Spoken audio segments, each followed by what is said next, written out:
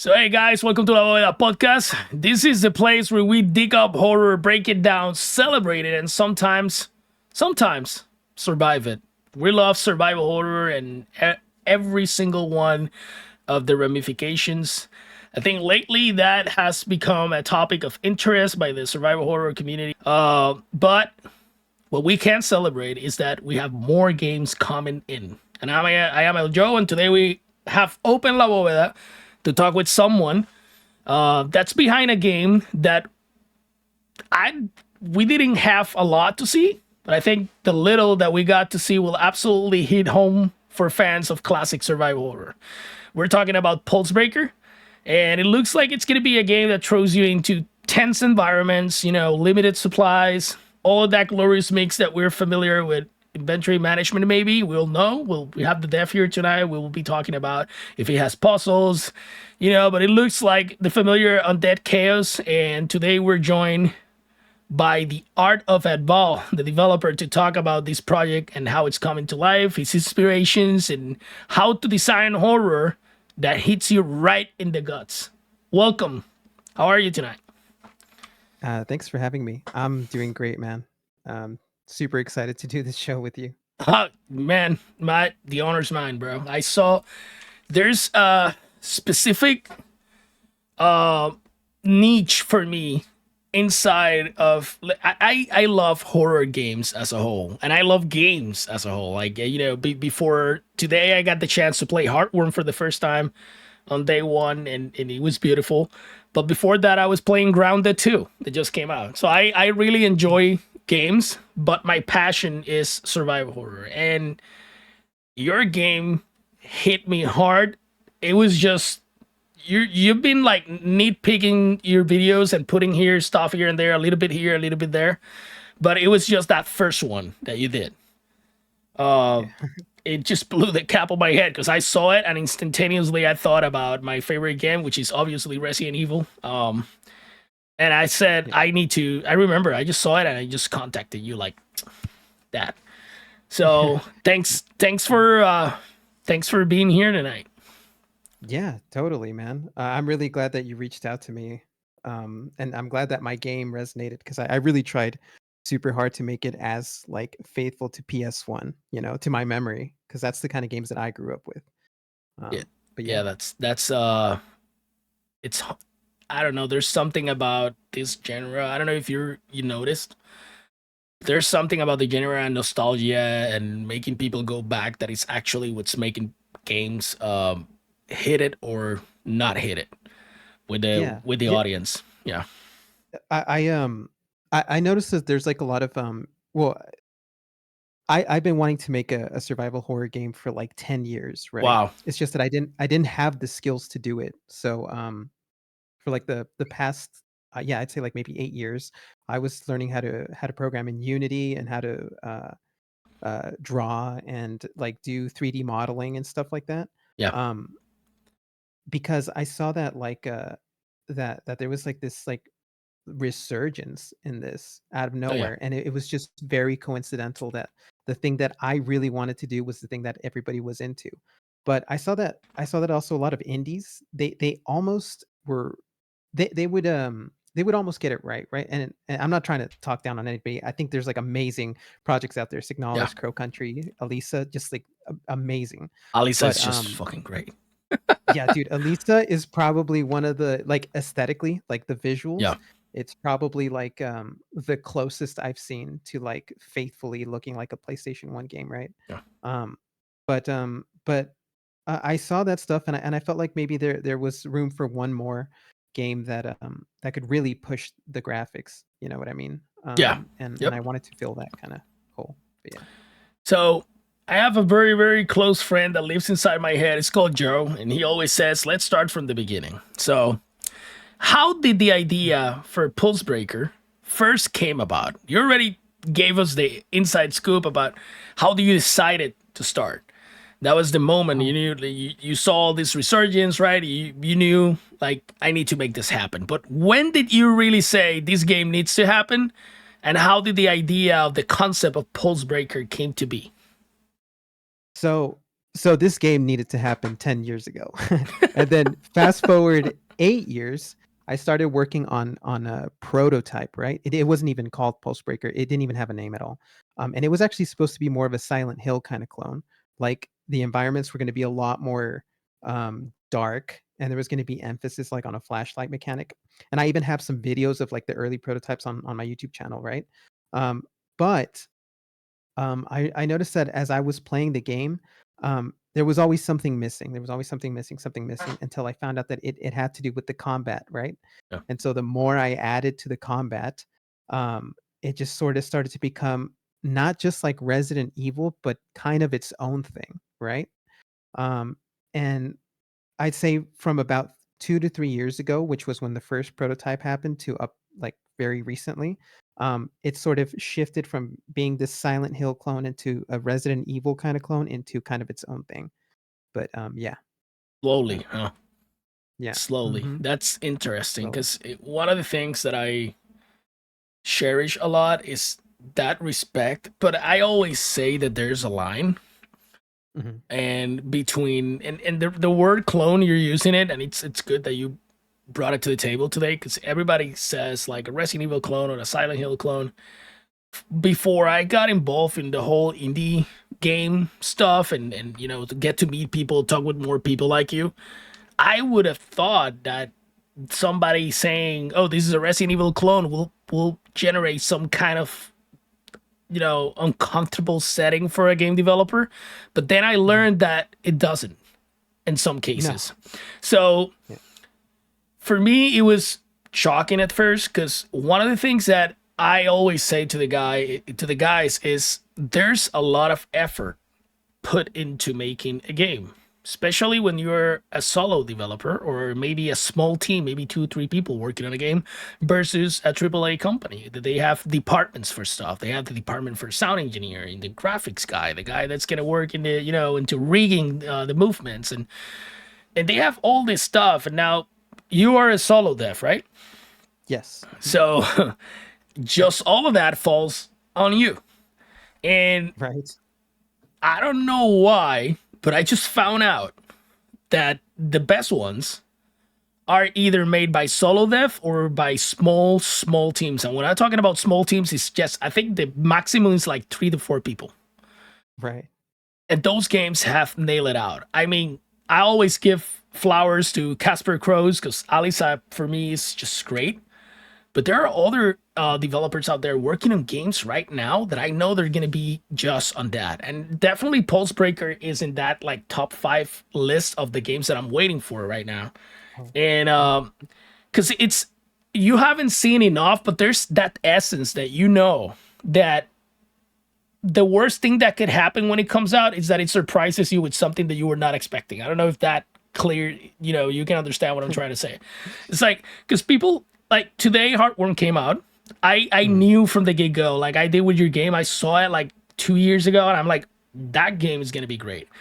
And I posted something on the dark corners of the internet yesterday, and somebody said, "Well, I'm just waiting for the reviews to drop, and then I'll make the decision." Because frankly, this year has not been good. Every game that I've been waiting for was a disaster. And then he mentioned games, and he mentioned I don't know. He mentioned post trauma. He mentioned Hollow Body, and I talked to the guy. I said, "Look, both games for me were great in their own form, and they had Mm. things that I like, and they had things that I didn't like. But that doesn't give me." I don't know. That doesn't give me enough room to say, "Oh, this game sucks." You know what I mean? It's just Right. there are different types of like flavor. Games are like food. It comes in different flavors, right? But there's some of them that the flavor is so good that you can just replay and replay and replay. So with that said, I think definitely like and guys, I'm good. I usually don't put like any gameplay in the interviews because that's not the point of the interview, but I'm definitely gonna put the link below so you can see the trailer and you can see what we're talking about. I have a couple of questions that I am eager to get answers from, but Sure. can you tell us maybe, I don't know if you're that far ahead, but can you tell us more, a little bit inside scoop maybe about the lore or the story behind the game, or is it too early to talk about that?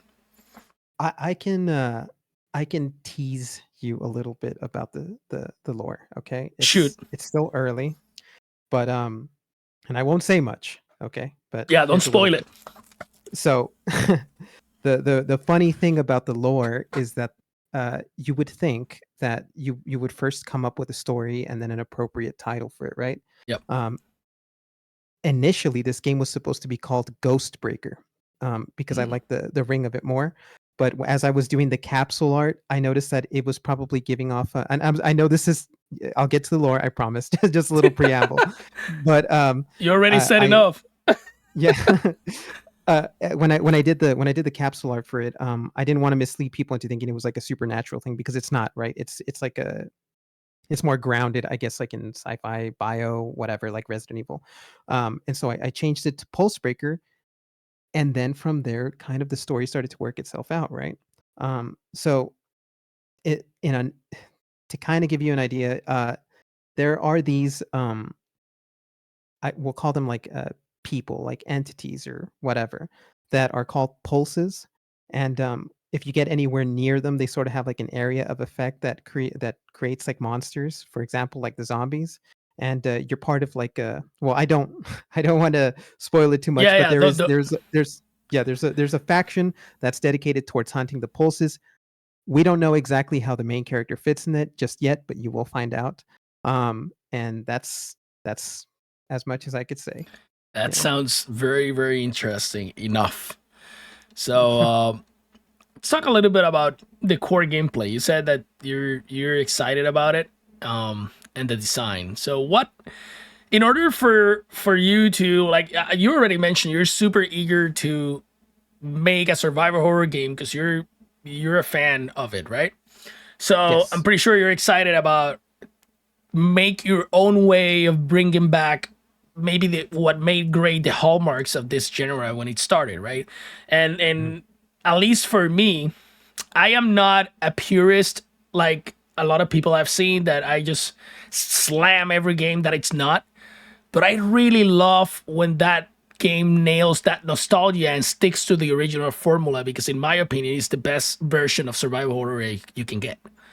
Yeah, yeah. So, what elements of classic survival horror do you know you had to bring back to make this game what you want it to be? That's a very good question. So uh, uh, uh, initially, initially, I was going more towards the route of being kind of a purist about this, right? Like I knew I wanted inventory management. I knew I wanted like a slower pace, and heavy emphasis on like gameplay. Um, but I started to, when I went back and I replayed those games. There were some things that I thought were a little bit antiquated that I wanted to kind of like update for like modern sensibilities. Like for example, like the controls, right? Initially, it was just going to be tank controls, but after sort of testing and playing with it, I wanted to include like modern controls and retro controls for both audiences. But to answer your question about what elements I thought I needed to bring into this game, it's not even so much like these individual elements that I think are important, but kind of like the game design philosophy that I think is very different in modern Yeah. games as opposed to old games, right? Yep. So I feel like today people are really a lot of developers, even it's even starting to crawl into like indie spaces, right? Where they're really preoccupied with giving you an experience, you know, via story, cutscenes, etc., that kind of thing, versus just kind of putting you in a world and letting you play and letting you experiment and letting you fail, right? Um, that's if you ask me what I'm bringing from retro game into this, that's what I want to capture. I really want to put emphasis on the game, on just throwing you in there and then letting you figure it out, not holding your hand, not trying to tell some story and just like forcing you to sit through it because I think I'm such a genius storyteller. I want you to be able to actually uh, play the games like how we used to, back in the 90s. Yeah. It was primarily a game, and then secondly, like the experience was just like something that happened as a result. You know what I mean? Or afterwards. Yeah, I think I agree with you in some. stuff that you mentioned there, like especially I think the peak about you still be in the game, you still having cutscenes that help tell the story that you were finding scattered through notes or whatever you discovered through your gameplay. The peak of that was the PS2. I think that was the perfect balance between those both things, right? Mhm. But then I think after PS3, everything went cinema, and we saw that pickup of these walking simulators that are. We have some of them that are so freaking good. The stories, right? Yeah. But it it it loses from a survival horror perspective. It loses that thing where you're there trying to make your way and finding stuff, and you're looking for the code to a door, and you need to go, and as you're looking for the code to the door, you're reading stuff that it's revealing more and more and more about the lore of the game. This Right. these Yeah. other games, it's like sitting into a movie, and they will get you. Some of them have made me cry, bro. It's like they're super hard on the story, and they're good, but that feels more psychological horror type of game, and I love both genres, even though they come from the same root, right? Mhm. I love them both. I think Silent Hill is, Resident Evil and Silent Hill are both pillars on it, and they have that perfect balance in what they do best. There's this thing now laying around, and I want to throw it in because it goes perfect with the next question that I'm gonna make you. But there's this thing about when Resident Evil 4 came out, and we started incorporating more action into survival horror. Because one of the things that people keep forgetting is that action was always there. Mhm. It was part of the Yes. game, I right? and Yeah. and it just was so limited to you lose a lot of time in the backtracking and try to figure out puzzles that people tend to like focus more on that, and that makes like that big picture of how survival horror is needs to look like. There's a lot of into, like you said, the philosophy of creating the game back then, because they did what they could with what they had. The consoles, they had limitations, so they made the games like that because that's the way that they could. Yeah. Nowadays there's more, right? So I believe that all of them, including 4, 5, 6, and even I don't know, the Callisto Protocol, Dead Space, that incorporates sci-fi. And I did a joke with a friend the other day. It's like saying let's create action horror. It's like saying okay, let's just create sci-fi horror or space horror, whatever you want to call it. Because people, it's for me, it's still on the same route from survival horror. It's just different. It evolves. It's in a different stage, in a different era. With that Yeah. said, we have seen this develop and evolve through the years, and there's a very very thin gray line from the audience on when the games goes too much into action and leans to more into that, and they're like, oh, this is not a pure survival horror game, and they can go for hours ranting about it. How did you approach balancing tension with action? I'm so glad that you asked that, man. And I also want to add some more stuff to what you're saying, right? So, Yeah, I know. so initially you said, you know, let me just try to get Get your head my together. thoughts, Yeah. yeah, my thoughts together because I don't want to trip over my own words. Um, it's because you said so many things that I really wanted to comment on. I'm sorry, Uh, man. I'm like that. I'm like heavy into it. Yeah, no, yeah. you're good. Yeah. So, let me just start by this, okay? Let me just start by saying Silent Hill. So there's this kind of I've been seeing this kind of discussion. I don't in the survival horror community. I don't know how widespread it is or how seriously people take it, but they're sort of making a distinction between survival horror, action horror, and even psychological horror or something Yeah. like that. Yep. Um, and and they sort of bring out these examples that like psychological horror is more like Silent Hill, and then action horror is more like Resident Evil, etc. Um, well, the thing is that even the original Silent Hill One, it had a lot of action. Yeah. Like, if you think about how much shooting and how many weapons there are in that game and how often in combat you're engaged, it's quite a lot. Yes, it Um, is. but but, because the game is like pretty linear, and there's like really really strong story, like focus on the story elements. That's what people remember the most.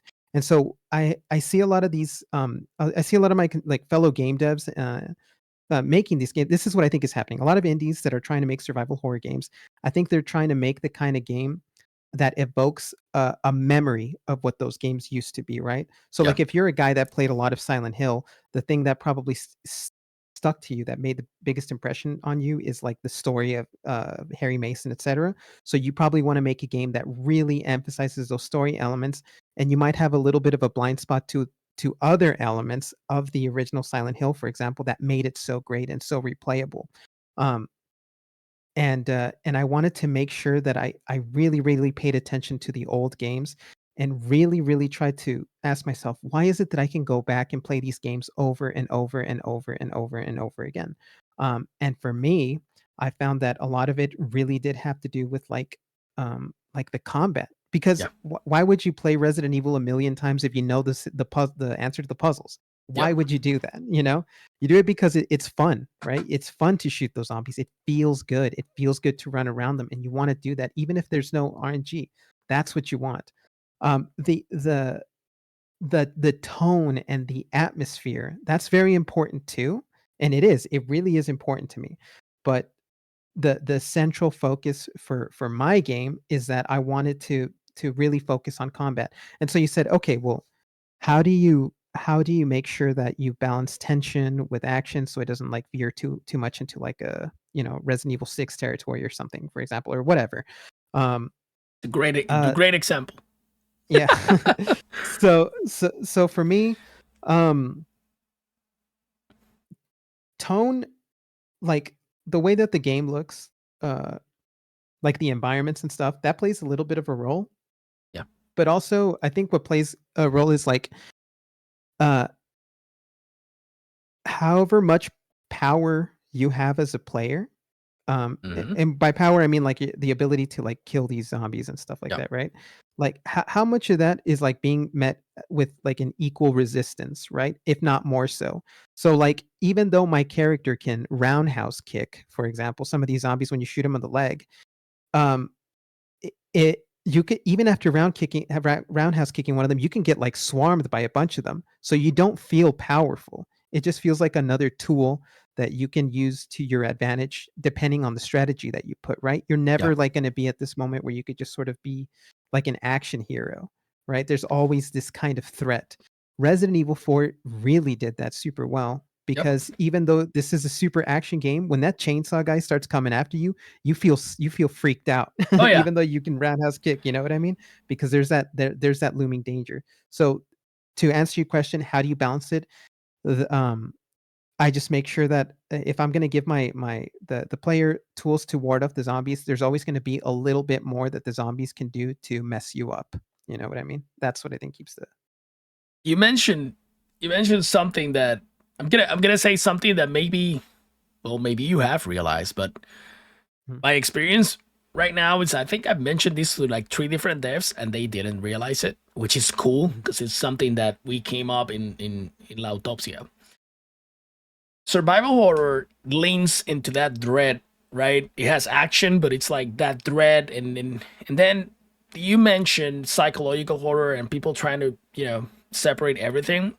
Like if you look at it from the beginning, everything came, the first inspiration, it dates back to a lot of games. We're gonna do that, we're gonna be talking about a lot of games. Like for example, you can see Friday the 13th, Jason Voorhees on NES. It was the first it was the first stalker, like Nemesis, right? And then he mhm. was just stalking you through the whole game, and then you have Sweet Home, that was, the foundation that Capcom did, that ended up becoming Resident Evil. But at the same time, they would have not make Resident Evil if Alone in the Dark never came out with the tank controls. So Mhm. there's a lot into play with that. But I think that the two main pillars are psychological horror and survival horror, which is psychological horror. If you think about it, it's survival horror. The only difference between the two is survival horror focus on that dread action puzzle, very heavy on the puzzles, and Psychological horror, it's like I'm sorry, survival horror, it has that, but it's also a threat. It's something physical. It's there. Hmm. It's after you. Psychological horror has the same controls, the eerie environments and everything, but the tone is completely different. It's an existential crisis. It's like psychological. It's the character against himself. Like bearing the guilt. The topics are very, very, very different. And if you kind of think about it, what makes these games great is what you said, the ability of feeling in control. The moment that a game has all these hallmarks, inventory management, the puzzles, the eerie environment, maybe the controls, the tank controls, and you drop, ammo scarcity that you mix it with your inventory management, and you need to follow up these things, and then you put that threat in there. But that action, you control it by making the player don't not having the control.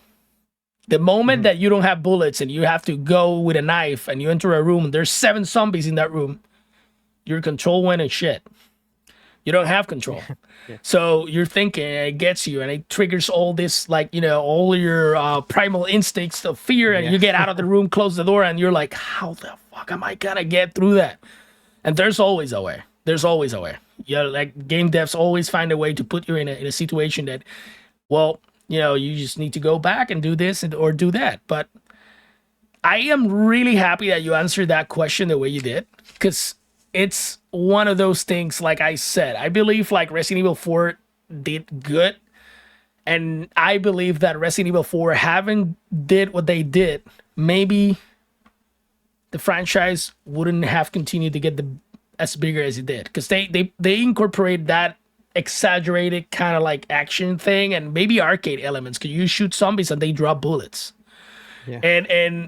And the buying and selling system and everything with the you could say that was like the initial the start of crypto. Yeah. And you have all these elements that make the game great at the moment. But then 5, which I love the story, but it took it to like they leaned too much on it, so it was a little bit controversial. And then 6, it just completely blew it off.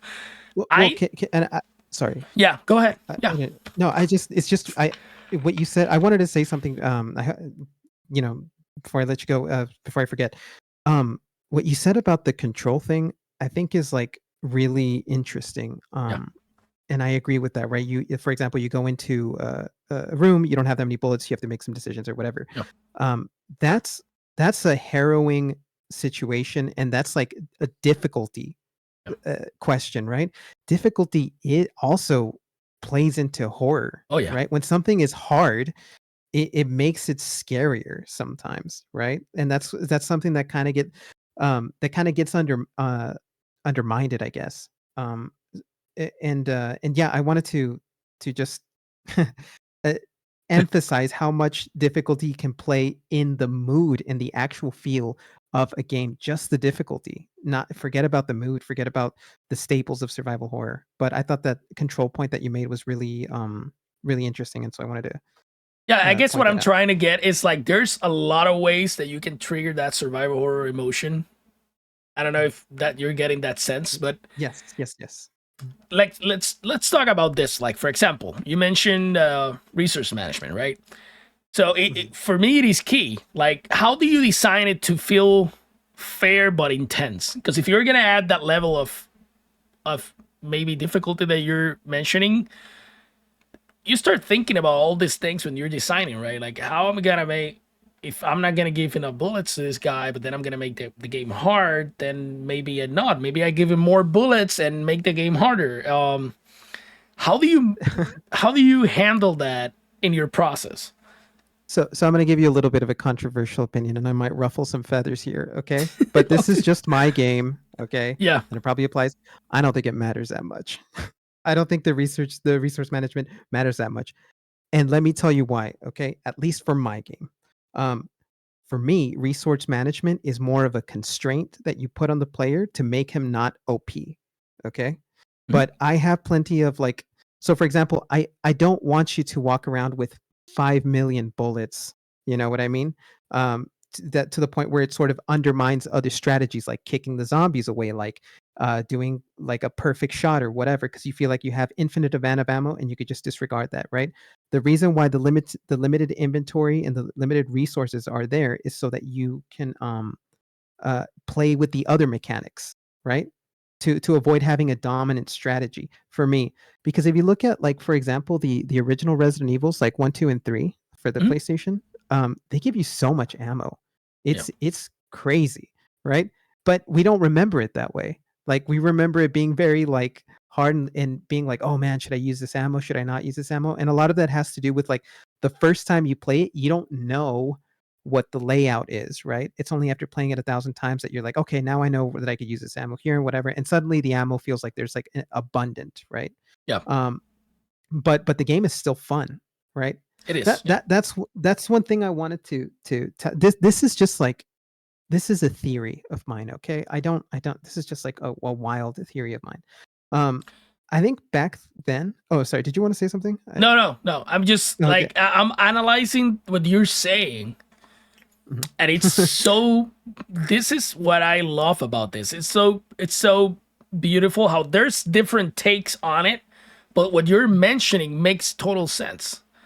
Like if Yeah. you're like Yeah. because that can turn my question. And for example, I was What's doing that? the question of inventory management or resource management, right? But now you're making me ask another question. Like for example, like how do you balance the melee versus the range combat? Yeah, that the inventory management is the balance. There you That's the go. balance. That's what Okay. I got. Yeah. It's not because I want to make you backtrack a billion times and just like, you know, I'm really working hard to like balancing the inventory itself. But yeah, so look, this is what I wanted to say, okay? And like I said, this is conjecture, right? This is just me throwing it out there. I don't know if I'm right or wrong. I feel like old school devs, number one, it was a bunch of nerds doing a bunch of cool stuff, Yep. right? That's just how it was, and that shows, and that you know whatever. But here's the thing: I think a lot of them thought about their video games as products, whereas a lot of indies think about their games as art. And I could be wrong in this, but I do think that there is something to be. If I'm correct, I think there's something to be noted about this, right? Because if you're thinking about something as a product, um, then you're thinking about like, oh, how is this going to be fun? How is this going to engage to like as wide of an audience as we can? Now, as an artist, okay, I don't recommend that you always do things for the sake of money or profitability or for mass appeal. I'm not doing that, right? There's a very specific niche that I'm like trying to cultivate, right? Which is survival horror. I'm following like my what I love. But if you think about it a little bit as a product and you think about it like the old games, like, oh, you know, if you sort of imagine that these old school devs thought like, how can we make like a game that's appealing to as many people as we can, they're going to focus a lot on that kind of fun factor, right? Yeah. um and if you have an indie that focuses on their art and trying to make an expression or something, then the fun can kind of take a secondary place. Yeah. And unless you're a really, really good artist, I think what you'll have is you'll have like a lot of games that feel um, like underwhelming, right? Like the message wasn't quite that deep, the gameplay wasn't really all that fun. It's kind of forgettable. Um, We and went we went through we went through something. I'm not gonna say the game, but we went through something and it was one of those. You know, when you have something that is such a letdown. That I do live streaming, so the guys they've been with me for a long time, so they see my face and they know. I was just selling this game. It's gonna be huge, and you know we get to the end, and that's all it was, bro. It was art. The art that they showed in trailers, it made it look like this is gonna be so good. And then we went in there, and they even got stuff and things that were said and characters that were introduced that they never got the stories and their arcs closed. And it doesn't yeah, matter. It doesn't matter if you finish the games and get all the endings. They never closed, and it made that completely throws off the experience. If if you focus on fun, but Yeah. you know there's a more, I don't know how to say this, but there's maybe a the probability of people remembering the game as a good game is gonna be higher. But if you kind of Yes. make if you can nail both, that's a home run. That's my Yes. take, right? I 100% agree. And let me just say something, okay, to add to that. Um, if you're an artist, okay, if you're an artist, because some people they don't think of themselves as an artist, like in the game dev space as game developers, maybe they think of themselves as like creative people, maybe they think of themselves as programmer or systems thinkers or whatever, right? In my particular case, if you're like me and you think of yourself as an artist, right? Um, y- it, if you focus on making the game fun first, all you have to do is just trust that your artist sort of machine, for lack of a better word, is just going to take over. It's just going to produce all the influences, all the things that you've been putting into your tank. Just trust that something is going to come out of that. You know what I mean? That it's going to take shape and that it's going to take form. That's how I am approaching this game. Um, I am relying on my intuition as like, oh, do I like the way that this font looks? Do I like the way that this shadow looks? Is this thing? And I'm always consulting myself, right, to make sure that it's like pretty and nice to look at and it has the kind of mood. But it's not. It's just something that I'm also just kind of trusting that it just kind of happens. The thing that I'm actually trying to like really focus on so I don't lose myself is this game fun? Is this Yeah, game fun? Is this game like cool to play? Do I want to play it multiple times? Because that is easy to forget, you know. But yeah. it's interesting. So you have puzzles in the game? I can I can go on, dude. I can go on because I've thought about this. I don't know how much time you have, but No, um we're good. We're good. okay. So puzzles. Let me just tell you another thing about those puzzles, okay? I'm not a big fan of puzzles. I'm not a fan of IQ tests in my games. And I know a lot of people want to have these in survival horror because they think that's what makes it. No, they don't. Because Okay.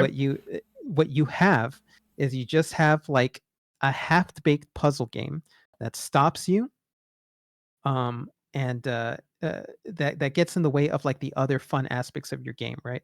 So let me give you an example, okay? So and I'm always going to keep referencing the old games, okay? Because that's what I grew up playing with, and that's the benchmark for me. I'm not. So if Signalis has amazing puzzles, I'm not talking about Signalis. I'm not criticizing Signalis. If Elisa has amazing puzzles, I'm not criticizing. I'm not Mhm. criticizing any modern games. I'm just using the old games as reference, okay? If you look at the old puzzles, specifically from Resident Evil 1, 2, and 3, right? 2, 3, right? That's my North Star. I'm using Resident Evil 3 original. If you look at those quote unquote puzzles, they're not really puzzles. They're more like fetch quests, right? It doesn't take, 175 IQ to look at this, recess and determine that you need to put like a jewel in there or something like that, right? Yeah. But the reason why they do that is so that you have a reason or an excuse to go back and forth and pick something up and then bring it back. And that journey from going there to pick up that thing and bring it back and trying to get through those zombies, that's the fun part. Like those It's puzzles it's are the still reason. it's still part of it. It's if you think about it, and this is something we have discussed in Autopsia, Mhm. that's a puzzle. Yes, yes. Oh, yeah. I'm so glad you said that. Yeah. That's a perfect kind of. That's exactly the kind of puzzle that you want Yeah. in these survival horror games because these kinds of puzzles are the ones that make you sort of interact with like the fun parts about the game. The fun parts about the game is trying to figure out how to move with these awkward tank controls and not take damage. The fun parts about this game is like, hey, do I want to risk it? Do I want to use a healing item and take a bite? Or do I want to use my ammo and then make things harder for myself? But it's all part of the same thing. It is It's, one giant if puzzle. you think about it, Resident Evil 3 relied a lot on that. And I'm gonna just make examples. Like it's from the beginning. If you're Mhm, let's go back. Resident Evil 2, the boss mhm. at the beginning. You had a zombie on the floor crawling. You had another zombie in the back. You have a bullet case behind you. That's a puzzle. Yeah. What do you do? Right? Resident Evil 3. Resident Evil kills Brad Bakers. And you hear stars for the first time. You see that thing's coming at you, and then you have options. You have options, and everything is thrown at you with music, tense music. The big thing that just appeared there the first time you see it. I remember. and you go into that Y, right? And you get Nemesis coming from you if you go to the left, I think it is, and he starts sprinting at you for the first time, like sprinting, bro. Like he just Yeah. coming right at you. And you have options. You can run to the other door, go get the hell out of there. You can run back, but if you run back, then you enter the fight. And I don't know if you remember the controls, but it took me days to figure it out that if I get caught, there's a high chance probability that you're not gonna make it through the fight. But if you start shooting from a distance and running, and then I discovered the dodging mechanics that people don't. I don't know why people don't. People remember what they want. But Resident Evil 3 had dodge mechanics with Nemesis, Yeah. and I always thought, and man, you can look this up. This is in analyzing survival horror. That's the name of the podcast. Uh, it's a huge fucking puzzle. The whole thing, and I think that was great because you still feel that action, you still feel the tense music, the combat. People like here's the thing. It all started because one of the guys in our Discord said, but that's not a puzzle, it's part of the combat. And I said, no. The combat mechanics are you aim and you shoot. You reload. You can dodge. That's part of maybe of the combat mechanics. But how you use the shooting, the dodging, and the decisions you make to actually defeat Nemesis, that's a puzzle, my brother. Yeah. So I agree. yeah, it's so. Yeah, I'm so fucking glad. Yeah, dude. Fine. I think we're on the same page when Yeah. it comes to that. It's overlooked because it's not that explicit. People don't think about it that way. They don't think about the game itself being a puzzle. Yeah. You know, they think about these little kind of discrete moments. And that's what I Um, I, I need pick the brains of people when I go into. I always call it the dark corners of the internet, but there's a lot of places. You know, you can go to Reddit, you can go to. There's people that still run blogs. And you can go in there and you can gather stuff from either websites and forums and I'm just speaking people's brains because I think it's good to see how people think. What are they thinking? Why did they consume these games? What did they did? Did they got the message? And I have seen comments like, I don't know why people play Silent Hill 2 and they say this is one of the greatest games of all time. This game was crap, and I'm like, whoa, bro. You know, it's yeah. I know. So I'm glad we're having this conversation because this just made my week because it's very difficult to find people that are this open to talk about this stuff. Either because if you push a bottom, like for example, I'm a big puzzle guy, right? But I respect your point of view and I'm listening to you. And I just learned that I kind of agree with you at some point because if you look at it as a big freaking puzzle, then it all makes sense. So it's like we just like the same things. We just have different approaches to it on the game. Can I say something else about the puzzle thing before? Yeah, sure. So I think the reason why a lot of people kind of really hang on to this idea that like classic survival horror, like it needs puzzles or that's like an important staple of it, is because it sort of goes hand in hand with uh l- being slow and thoughtful and methodical, right? Because if you're stopping every moment to do a puzzle, it sort of reinforces the idea that this game is supposed to be a thoughtful game, a slow game, a whatever game, right? But but I don't necessarily think that that is what makes something a slow and methodical game. Um, for example, and we talked about this with like the difficulty, the control, is there enough pushback based on how much power you have as a player, right? Yeah. To me, from what I see, and again, this is just my opinion, right? And hopefully, this will be transmitted in PulseBreaker. That's what we're here, bro. We was just want to hear from you. Yeah, I mean, I feel like I always have to preface it because I think some people think that like if you make any sort of definitive statements, it's like gospel, and some people Bro, get offended, you would be surprised how easy people would get clips from a video and make you said that you said something you didn't. Yeah. Yeah, and I hate survival horror. It's the worst genre ever. I'm just kidding. Yeah, I probably shouldn't say- clickbait. Yeah. So anyway, so to me, like one of the things that makes these kinds of games slow is that you can't bulldoze through the obstacles, and the way that you do that is by making the obstacles like strong or formidable, have enough pushback, right? Um, so if you can balance that, I think you can achieve that kind of slowness that people remember survival horror for, without necessarily it being boring or it being kind of like, devoid of any mechanics. Hmm. So yeah, I'd say What's that's what's what I want. what's been the hardest part of developing PulseBreaker by yourself so far? Um, oh, the hardest part, there's a couple of hardest parts. One hardest part is the fact that I just like as you get closer and closer and closer to whatever goal or milestone, right? In my case, the demo. As I get closer to it, it's like you know what a hydra monster is? Yeah. Like that thing that you cut off one head and then like three other heads pop up? Mhm. I swear, it feels like that. Just like on a very practical, technical level, I I'm like, "Oh, this is really fun. Oh, man, but you know what would make this so much more fun is if I added, like, 2 more features," right? And then I do because I have to now, right? Because that's what's gonna complete the game. Or just, like, having to, um, d like, maybe edit content or, like, refine some of the designs or stuff like that. It just keeps on growing and growing and growing, and I'm just trying to get through it. I'm trying to finish it. But that's one very difficult thing. But another really hard thing from designing Pulsebreaker was actually kind of the journey to get here Uh, because um I I did not have the skills to do this. The only things I knew how to do was make music because I've been making music since I was 16. yeah.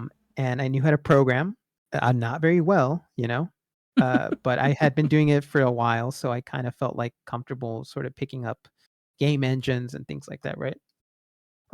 But drawing, I did not have I had to work for that, and also I didn't even know how to make, like, backgrounds. I didn't know what made a background look good, like an environment, right? I didn't know what made stuff look good, so I had to research stuff on, like, color theory. I had to research things on, like, architecture, like, okay, what am I even looking at here? Because I just couldn't make sense of anything. And I also had to, research even, like, interior design, right? Like, how do you Yeah. decorate a room? I don't know how to do that. So I had to learn all those things took a lot of time. That was, like, the hardest part, right? But once I got over that hump, um, things just kinda started to move really naturally. But that was the hardest part, just getting comfortable with those skills. I Yeah. have this thing Mm. that maybe we share, and it's the passion for it, and always wanted to work on something like a game or whatever, right? And that's what brought me to collect stuff because I can't make this stuff, so I'm just gonna surround myself with it. And but I do write stories, and I have a bunch of them. And I always write stories, and in my mind they look more like novels because at the end they end up having 500, 600 pages, and I come up with these stories, right? And I always, this is the funny part about it. People when write stories like you're writing a book, they don't think they're writing a book. They think they're writing a story. Like they just let that pencil go and they just, put what they were thinking in there and then you just nitpick it, polish it, and final product, you have a book, right? Movies is the same way. Most of them, they get a script made. But with movies, I see movies a lot like games. Like there's a script being made. So there's a story, but it turns into a script. With a game, that's how I started writing my stories. I was thinking in games. Like when I'm telling the story, I think like I'm imagining like, oh, you need to go and grab this key and put it there and whatnot, blah blah blah blah. So it's like you're telling a survival horror story. So it's like a Mm. huge idea of a game. It includes the lore, it includes the story, but it also tells you how more or less you want the mechanics to be. So, and I cherish that a lot. I have all those notebooks everywhere scattered. And it turns out to be that my kid grew up and he wants to become a game developer. And he's 12 and he's learning and oh brother, he's learning. I can hear him sometimes pissed off because he doesn't know where to put stuff, yeah, right? But I get what you're saying and I feel your pain because it's like this empty room, right? You start with those corners, everything looks white with a little bit of shadows, and you're like, yeah, well, this is gonna be an office. How the hell do I arrange this? And you can pick the easy way. We were talking about it the other day. You can, I don't know. There's a lot of shops around. You can buy pre-rendered backgrounds and just go with it. But then the end result probably is gonna be.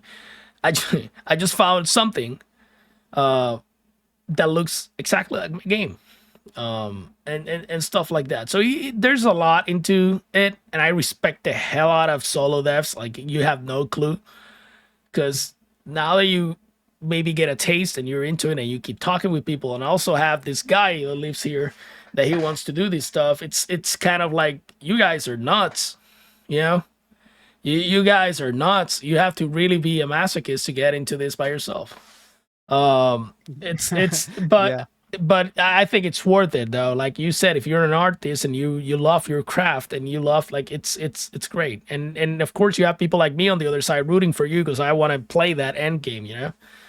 Yeah. Um PulseBreaker is gonna make it to just Steam for now. Yeah, Steam for now. In I mean, I wish I could speak to whether or not it's going to come to console, but since you know, I sort of lack expertise on like that kind of porting stuff. It would really depend on whether or not I were to pair up with a publisher and sort of let them sort of delegate that kind of responsibility to them, right? Because I don't know anything about console publishing. I would love it, obviously, Yeah, to fall in as many hands as possible, but it's not something that I can guarantee. yeah, But it's it not that would be easy. something that yeah, it would be something that I absolutely would want for people for sure. So Same with guys, just like, guys, see the comments. I'm gonna wait for the game drop down today. I'm gonna wait for it to release on consoles. It's not that easy, guys. So are you planning? You said you're planning to release that demo. That's your next milestone, I guess. yes, uh-huh. It's I would say, I mean, I don't want to like put my foot in my mouth or anything. It's mostly done, right? Okay. But it's that Hydra that I was talking about. It's those like 10,000 extra heads that I'm just like chopping away every single day, and Are will pop up. you are you Mhm. gathering early feedback with like testers? Yep. No, no, no, not yet. Not until the demo is done. Maybe Okay. I might have some friends play my game. Yep. The thing about like before I release it to Steam or something, but the thing about that is that like none of my friends are into the stuff that I'm into, right? It's So like really hard. Like I'd have to curate like a maybe a Discord community or something. But anyway, sorry, what were you it's gonna say? it's it's good to know. So you think that, are you gonna gather feedback from the community and the people that played and maybe change your vision along the way, make final adjustments? Yeah, so if you know when I release the demo, right? And I have like a Steam page for it, right? So you can download it and play it. Whatever the feedback is, I always take it into consideration. Always, it doesn't matter what it is. Um, the only way I would disregard it, some feedback, is if it like violated some like core Yeah. principle about like what I do. But I haven't found anything like that. I think a lot of the feedback that I get like on Twitter, for example, little things I think are useful to note, and I do make a note of them, and I do consider them. Like yeah. So but I We're getting to that final stretch, and I always mention this, and I think it's funny as shit. That's why I haven't changed the name of it. Call it the quick fire Bobeda questions that nobody asks, responds quickly. So um I'm just gonna do it differently with you, because I think we already went through what's your favorite, game, what's your favorite this and that. It's like, kind of like when you were talking with a guy like you, I gotta step it up a little bit. So are well, you thank you. are you Team Resident Evil or Team Silent Hill? Um, I gotta go Team RE, dude. Me too. Team Resident Good. Evil, man. I Sorry. I think Silent Hill 2 and 3, they have a special place in my heart. Like, you have no clue, bro. Like, it's pure love, but there's something about Resident Evil that I just Say, can't. My other part of the La Autopsia podcast, Capita, he's all the way Silent Hill. I think that's why we click so much, because it's like, we became friends and we're talking about this stuff, and he's a great dude too. yeah, I will say though that I almost want to consider Silent Hill 1 part of the Resident Evil family because it's really fun, man. Survival I horror. love Yeah. yes, Silent Hill 1. It just has I don't know, and maybe I'm just partial to the PlayStation 1 graphics. Um, It's that, it gave the foundation to the psychological horror to survival horror mechanics. Let's put it that way. yeah. Psychological horror, it is in there. It's Harry Mason. It's its story. It's in its head. Everything that they're like, it's psychological. There's cult involved. And don't get me wrong, you can get cult in a survival horror game. I think Resident Evil 4. And yes, I said Resident Evil 4 is a survival horror games, guys. I agree. I agree. I So 100% agree. it's it's one of those things that it depends on the approach, and we talk about the internal struggles and all that crap, and but I still believe that Silent Hill 1 was more close to, it gave the foundation to that psychological thing, and it's considered the father of it, but he has that survival core mechanics in it. Now Silent Hill 2, that's another story that went completely a different route. um Next question is, slow zombies or fast zombies? You mean which ones do I prefer Yeah. personally? I like my zombies slow, man. Yes. Yeah. Yes. I think there's mechanics for it. Like, I enjoy a lot of Days Gone. Yeah. Mhm. They're fast, but I think that's different. That's a horror type of game, so it needs to be like that. So it's different. Now, pick one. Mhm. Flashlight or flare? That's a good one. Flashlight or flare? You know what? I'm gonna go flare. Just Yeah. because I feel like a lot of people say flashlight, but I think flare is just really cool. There's What? just something awesome about like holding a candle Yeah. like that, just like sparks. It's What, really cool. Yeah. what if the flare goes out? Oh, that's just even more Yeah. awesome. Yeah. Yeah. Yeah. Building building tension with music or with silence? I'm a composer, dude. Music is number one in everything. Good. Sorry, music all the way. That's one of the core differences between Silent Hill and Resident Evil. Yeah. That's one of them. That's one of them. That's true. That's true. Yeah. It's actually very true. What's harder? Creating fear or keeping it alive? Creating fear or keeping it alive? I think keeping it alive is harder than creating fear. Yeah. Because there's like a bottomless pit of things that could go wrong. Like Oh you yeah. can just imagine there's no end to like the things that you can imagine That's a that rabbit could be hole, really bro. yeah, that could be horrible. Yeah. But like trying to keep fear in people, it's like you have to basically battle sorry, this is a really pretentious word, but like the zeitgeist, right? You have to battle like this kind of collective Yeah. no like in other words, people just get desensitized and it's harder to keep them I scared. But think anyway. I think keeping it alive would be my choice with that question, because it's fear comes naturally for the unknown, and it's a normal, it's actually a natural reaction from the body, right?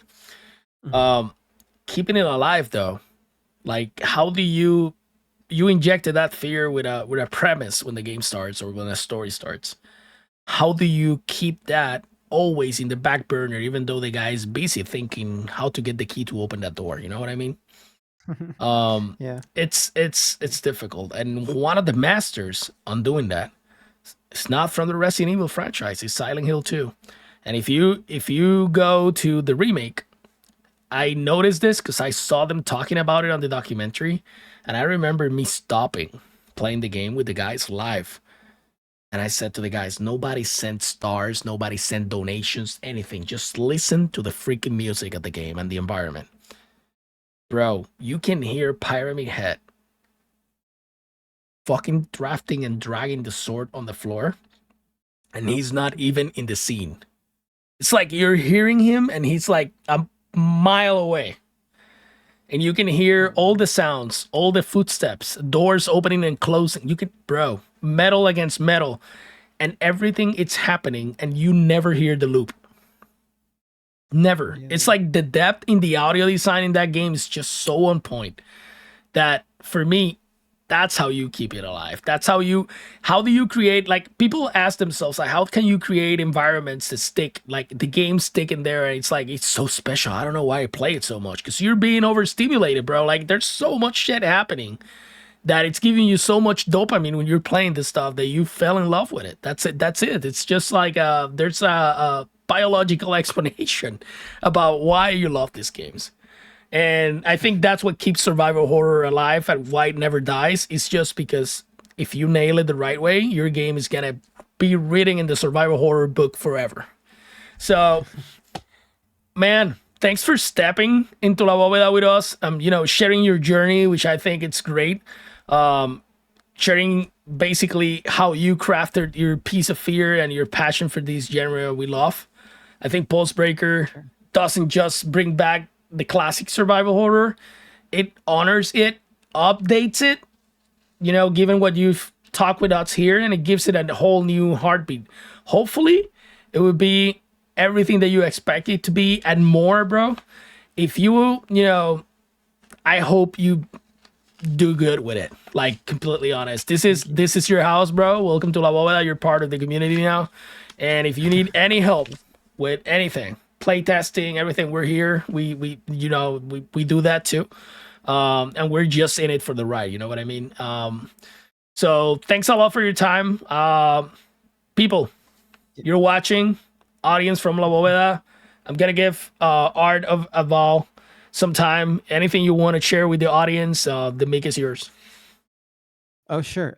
First, I just want to say thank you for having me here, dude. This Oh, was really fun. I yeah. had a blast talking to you. Nobody listens to me rant about horror games, so thanks. Bro, Um, that's what we're trying to do. Give that space, because I know, bro. I know how hard it is. yeah, man. Okay, so I guess the obligatory plug, if you want to keep up to date with what I'm doing for my game, you could go to at Art of Adval, like it says on the screen. That's my Twitter handle. I only really have a Twitter that you can follow. Or you can also wishlist PulseBreaker on Steam, and that really helps me out. So yeah, thanks.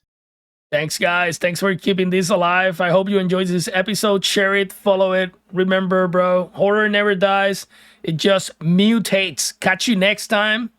Guys, this was La Bóveda with El Joe. Stay safe out there. See you the next time.